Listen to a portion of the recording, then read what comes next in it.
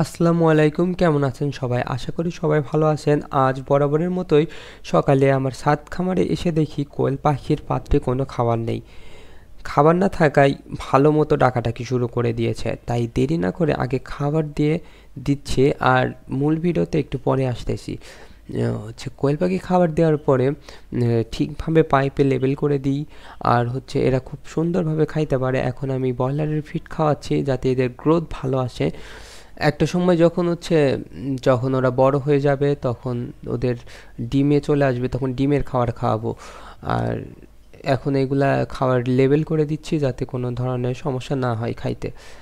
আর একটা বিষয় কি, আমার কোয়েল পাখির খাঁচায় বেশ কিছু ভুল ত্রুটি আছে, সেইগুলা আস্তে আস্তে ঠিক করতেছি।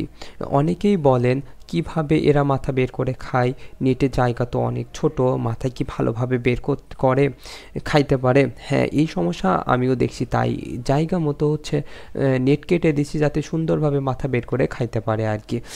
আর একটা বিষয় কি, ওই যে সামনে আমি খাওয়ার পাত্র দিছি, আর সাইডে দিতে হবে হচ্ছে আমার পানির পাত্র।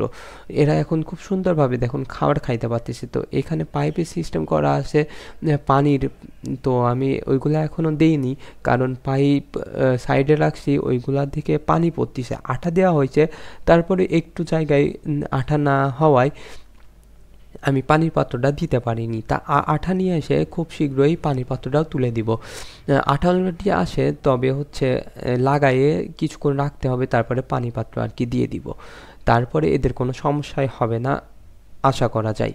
মাশাআল্লাহ, এরা খুবই স্বাচ্ছন্দ্যে আসে এখানে। লিটার ব্যবস্থা খুবই ভালো, নিচে পায়খানা পড়তিছে, তাই এদের কোনো ধরনের গ্যাসের সমস্যা হচ্ছে না। আর আজকে আরেকটা বিষয় লক্ষ্য করলাম যে আমার কোয়েল পাখি কাল রাতে এসে দেখি যে 5টার মতন ডিম দিছে।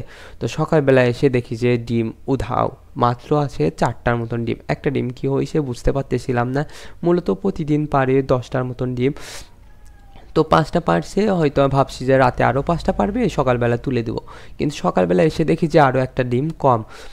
পরে ভালো করে লক্ষ্য করলাম এগুলা হচ্ছে নাকি, দেখি যে হচ্ছে অনেকগুলাই ঝিমাচ্ছে খুব ভালোভাবে, ছোটাছুটি করতেছে না আর কি, একটু অসুস্থ অসুস্থ লাগলো। তো নিচে এখন ভালোভাবে খেয়াল করে দেখলাম লিটারের মধ্যে আমার ডিম ভাঙা পড়ে আছে। একটা আবার দেখলাম হচ্ছে সাদা পদ্মা জাতীয় ডিম, তারপরে আবার বেশ কিছু ডিম ভেঙে ভেঙে ফেলছে আর কি।